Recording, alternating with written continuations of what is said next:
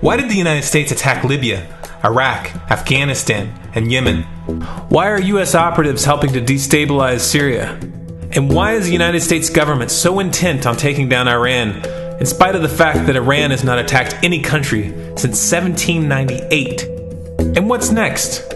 What are we headed for? When you look at the current trajectory that we're on, it doesn't make any sense at all if you evaluate it based on what we're taught in school. And it doesn't make any sense if you base your worldview on the propaganda that the mainstream media tries to pass off as news. But it makes perfect sense once you know the real motives of the powers that be. In order to understand those motives, we first have to take a look at history. In 1945, the Bretton Woods Agreement established the dollar as the world reserve currency, which meant that international commodities were priced in dollars. The agreement, which gave the United States a distinct financial advantage, was made under the condition that those dollars would remain redeemable for gold at a consistent rate of $35 per ounce. The United States promised not to print very much money, but this was on the honor system, because the Federal Reserve refused to allow any audits or supervision of its printing presses. In the years leading up to 1970, expenditures in the Vietnam War made it clear to many countries that the U.S. was printing far more money than it had in gold. And in response, they began to ask for their gold back. This, of course, set off a rapid decline in the value of the dollar. The situation climaxed in 1971 when France attempted to withdraw its gold and Nixon refused. On August 15th, he made the following announcement. I have directed the Secretary of the Treasury to take the action necessary to defend the dollar against the speculators. I have directed Secretary Connally to suspend temporarily the convertibility of the dollar into gold or other reserve assets, except in amounts and conditions determined to be in the interest of monetary stability and in the best interest of the United States. This was obviously not a temporary suspension, as he claimed, but rather a permanent default. And for the rest of the world who had entrusted the United States with their gold, it was outright theft. In 1973, President Nixon asked King Faisal of Saudi Arabia to accept only U.S. dollars as payment for oil and to invest any excess profits in U.S. Treasury bonds, notes, and bills. In return, Nixon offered military protection for Saudi oil fields. The same offer was extended to each of the world's key oil-producing countries, and by 1975, every member of OPEC had agreed to only sell their oil in U.S. dollars. The act of moving the dollar off of gold and tying it to foreign oil instantly forced every oil-importing country in the world to start maintaining a constant supply of Federal Reserve paper. And in order to get that paper, they would have to send real physical goods to America. This was the birth of the petrodollar. Paper went out, everything America needed came in, and the United States got very, very rich as a result. It was the largest financial con in recorded history.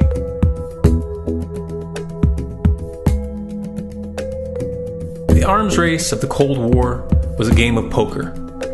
Military expenditures were the chips, and the U.S. had an endless supply of chips. With the petrodollar under its belt, it was able to raise the stakes higher and higher, outspending every other country on the planet, until eventually U.S. military expenditures surpassed that of all other nations in the world combined. The Soviet Union never had a chance. The collapse of the communist bloc in 1991 removed the last counterbalance to American military might. The United States was now an undisputed superpower with no rival.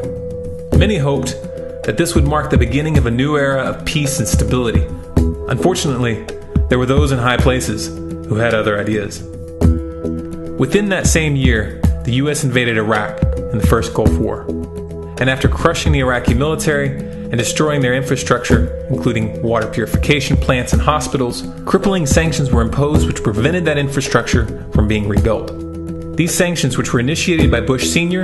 and sustained throughout the entire Clinton administration, lasted for over a decade and were estimated to have killed over 500,000 children. The Clinton administration was fully aware of these figures.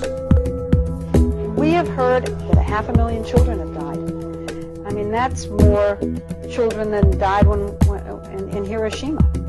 And you know, is the price worth it?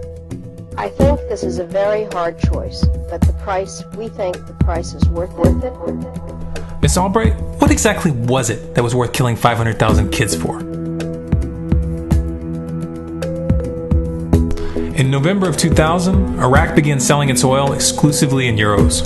This was a direct attack on the dollar and on U.S. financial dominance, and it wasn't going to be tolerated. In response, the U.S. government, with the assistance of the mainstream media, began to build up a massive propaganda campaign claiming that Iraq had weapons of mass destruction and was planning to use them.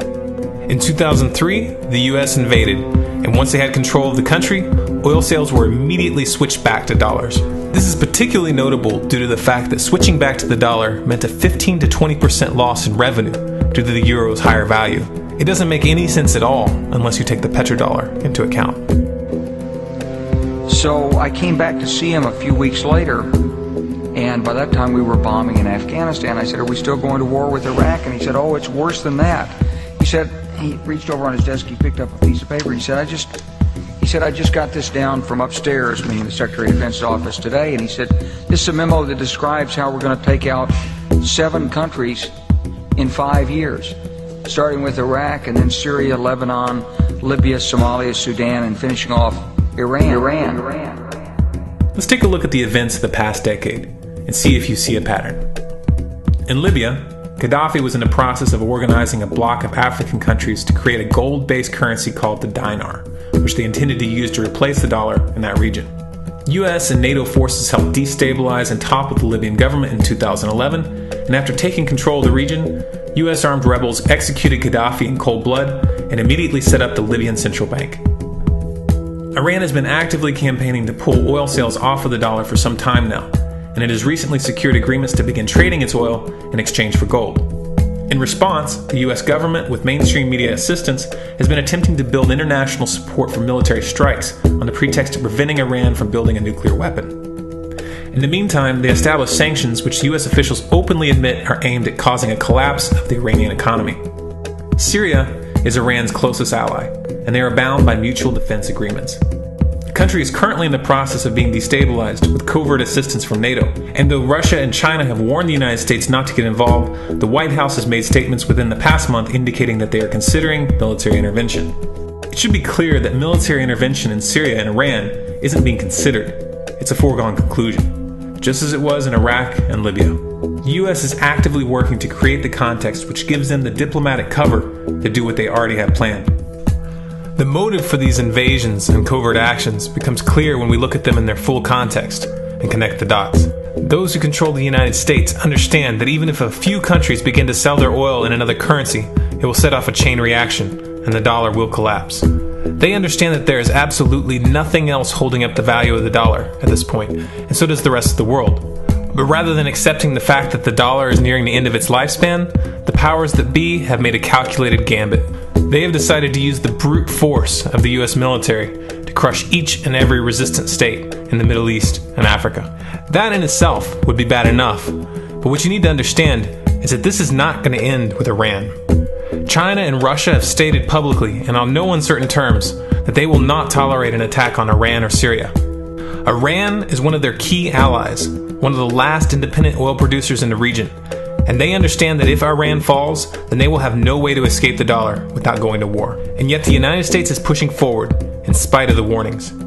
What we are witnessing here is a trajectory that leads straight to the unthinkable. It's a trajectory that was mapped out years ago in full awareness of the human consequences.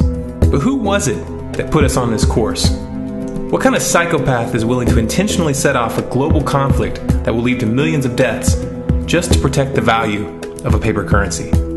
It obviously isn't the president. The decision to invade Libya, Syria, and Iran was made long before Obama had risen to the national spotlight. And yet, he's carrying out his duty just like the puppets that preceded him. So who is it that pulls the strings?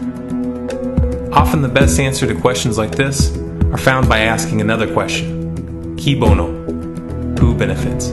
Obviously, those who have the power to print the dollar out of thin air have the most to lose if the dollar were to fall. And since 1913, that power has been held by the Federal Reserve. The Federal Reserve is a private entity owned by a conglomerate of the most powerful banks in the world. And the men who control those banks are the ones who pull the strings. To them, this is just a game. Your life and the lives of those you love are just pawns on their chessboard. And like a spoiled 4-year-old who tips the board onto the floor when they start to lose, the powers that be are willing to start World War III to keep control of the global financial system. Remember that when these wars extend and accelerate. Remember that when your son or your neighbor's son comes back home in a flag-draped coffin. Remember that when they point the finger at the new boogeyman. Because the madmen who are running this show will take this as far as you allow them to. So how much time do we have left? It's a question I hear constantly, but it's the wrong question.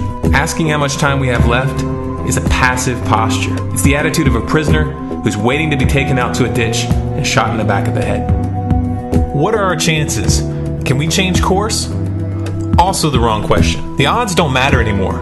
If you understand what we're facing, then you have a moral responsibility to do everything in your power to alter the course that we're on, regardless of the odds. It's only when you stop basing your involvement on the chances of success that success actually becomes possible. To strip the ill-begotten power from the financial elites and to bring these criminal cartels to justice will require nothing less than a revolution. The government is not going to save us. The government is completely infiltrated and corrupt to the core. Looking to them for a solution at this point is utterly naive. There are 3 stages of revolution, and they are sequential. Stage 1 is already underway. Stage 1 is the ideological resistance. In this stage, we have to actively work to wake up as many people as possible about what is happening and the direction we're headed. All revolutions originate from a shift in the mindset of the population, and no other meaningful resistance is possible without it. Success in this stage of the game can be measured by the contagion of ideas. When an idea reaches critical mass, it begins to spread on its own and seeps into all levels of society. In order to achieve that contagion, we need more people in this fight. We need more people speaking out, making videos, writing articles, getting this information onto the national and international stage. And we especially need to reach the police and the military. Stage 2 is civil disobedience, also known as nonviolent resistance. In this stage, you put your money where your mouth is, or more accurately, you withhold your money and your obedience from the government, and you do everything in your power to bring the gears of the state to a halt. Practiced in mass, this method alone is often enough to bring a regime to its knees. However, if you fail at this stage, Stage 3 is inevitable. Stage 3 is direct physical resistance. Direct physical resistance is the last resort, and it should be avoided and delayed as long as possible, and it should only be invoked after all other options have been thoroughly exhausted. There are those who talk tough and claim that they will resist when the time comes, but what those people fail to realize is that if you are inactive during the first 2 stages and save your efforts for the last resistance, then you will fail. When the Nazis were moving door to door, dragging people out of their homes in Germany, that was the time to fight back physically. But due to the lack of ideological resistance and civil disobedience leading up to that moment, even an armed uprising would have likely failed at that point. An armed uprising can only succeed if the people have established an attitude of active resistance. And active resistance is only possible after their minds have broken free from the mainstream propaganda. If you want to fight back, it's now or never. You're not going to get another chance, and the stakes are far higher than they were in Nazi Germany.